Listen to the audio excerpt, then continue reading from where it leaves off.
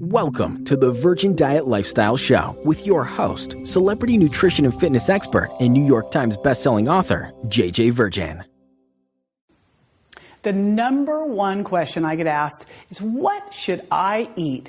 You know, there seems to be so much focus on what we shouldn't be eating that you end up not knowing what to choose. In this show, I'm going to give you what you should pile on your plate to help you have great, steady, sustained energy, burn fat, slow down the aging process, and drop the inflammation. First, let's start with protein. So protein is really your building blocks for muscles, bones, hair, skin, and nails. You can't make it. So if you don't eat it, you're going to have to break down muscle to get it, and you do not want to do that. There are certain times where we need more of it. That's when you're stressed, you're healing, you're injured, you're having surgery. But in general, I recommend 1/2 to 1 gram of protein per pound of fat-free mass. And you're probably going, whoa, hold on, JJ. So the deal is, you've got your body. I want you to do a body composition scale that tells you how much your body is fat and how much your body is everything else. Everything else is fat-free mass. So what you're going to do is step on a body fat scale, find out how much your body is fat-free mass, and then that amount you're going to say, let's say that you find out that you've got, I'm going to do it easy math, 120 pounds of fat-free mass. That means you're going to do somewhere between 60 and 120 grams of protein. And in general, I'm doing more around 3/4 to 1 gram of protein. 3/4 is average, but again, 1 gram if someone's healing, recovering from surgery, hugely stressed. Now, remember that a lot of these sources that I'm going to share with you, grass-fed beef and wild fish and seafood and pastured pork and chicken and lamb, these are not all pure protein. They also come with some fat. So the more fat it has, the more that you'll eat of it to get to the protein. And if you're a vegan, the sources you're eating are going to either come with fat, like nuts and nut butter, or they're going to come with carbs, like legumes and quinoa. So you've got to take that into account. This is critical. So why do we want to eat protein, besides them being the building blocks and our body can't make it and you need it? Is the big thing that protein's going to also do for you is it's going to improve satiety. When you eat protein, it suppresses ghrelin. This is the hormone produced by the stomach when your stomach is empty to say, hey, eat. It also boosts metabolism because it takes longer, your body has to do more work for you to digest it. So I like to see that you say that you are what you eat, ate.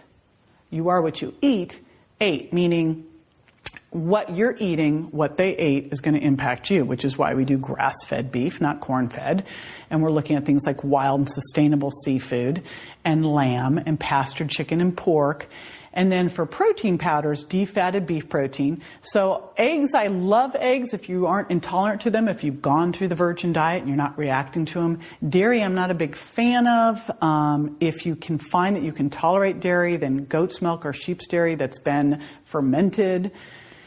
And remember, it's not just you are what you eat, it's also you are what you digest. And I find with a lot of people that they have challenges digesting protein. Remember, if you're over the age of 30 or if you're under stress, probably your hydrochloric acid that's in your stomach to help you digest protein has gone down.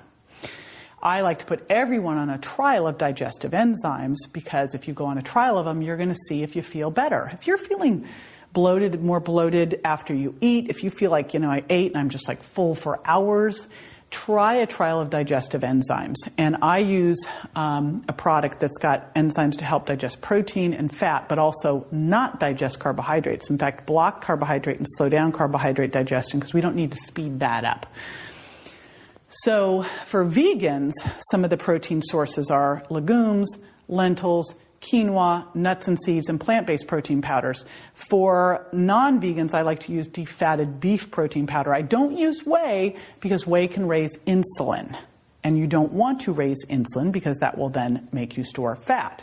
All right, let's talk about fat. I recommend 2 to 4 servings of fat per meal.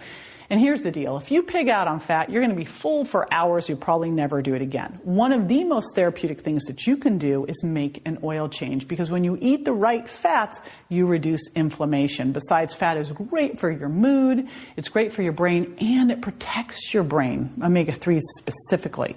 Omega-3s are also good for bone remodeling.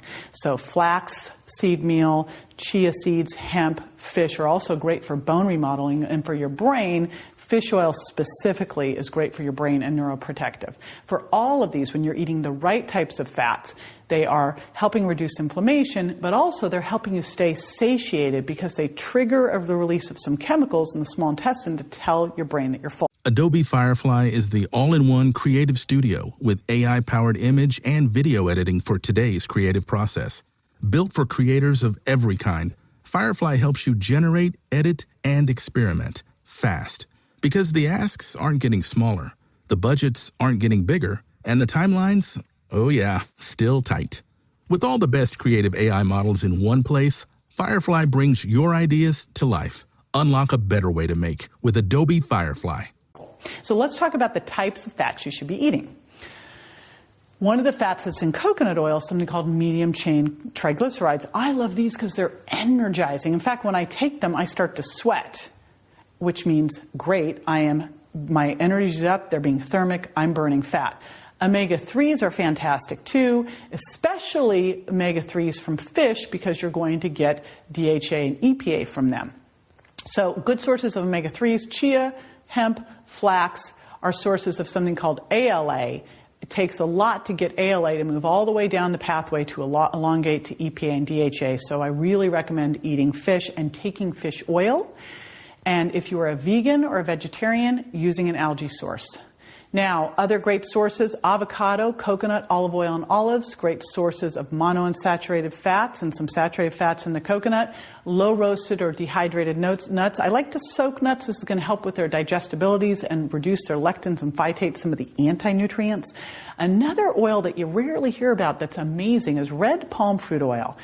Now, you want to make sure you're getting a sustainable red palm fruit oil, because otherwise they could be deforesting to get it. But it turns out red palm fruit oil is our richest source of this beautiful vitamin E called tocotrienols, and it resists high heat. So things that you can use for high heat: coconut oil, red palm fruit oil, and macadamia nut oil, one of the most amazing oils of all time. This is actually how I cook my fish and what I use for my salad dressing.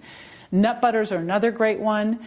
Coconut butter, almond butter, cashew butter, walnut butter, key pecan butter, and then grass-fed butter and ghee, and grass-fed beef. Remember, you're going to get some fat from that, and wild fish. Remember, you get some fat for that as well. I talked about digestive enzymes earlier, but the enzymes that really help here, lipase is hugely important to help you break down your fats. And again, I see as people get older or under stress, they tend to struggle with protein and fat digestion. Carbohydrates. Oh my gosh, probably the most misunderstood. Well, it depends what year we're in. Some years carbohydrates are the most important thing to eat. Some years we shouldn't eat them at all. And here's the deal. It's not about eating no carbohydrates. It's about eating low sugar impact, high fiber carbohydrates. The big thing you're getting from carbohydrates is fiber. And fiber is key because it slows down stomach emptying, keeps ghrelin suppressed so you feel fuller longer. Of course, that fiber helps give you poops you can be proud of, increases the size of your stool, and keeps them moving along. You don't want things sitting in you for long periods of time. I want you to just consider, if you pooped and left it sitting there all day long, what would it do? It would stink. Think about it sitting all day long with you. You should be pooping 1 or 2 times a day. And so fiber is very detoxifying, can help lower your cholesterol. It helps with blood sugar control because it helps release sugar slowly, and it feeds the good bacteria in your gut. So critical. Do you know if you have too much bad bacteria, they actually extract more calories from the food you eat, and they store them as fat. Oh.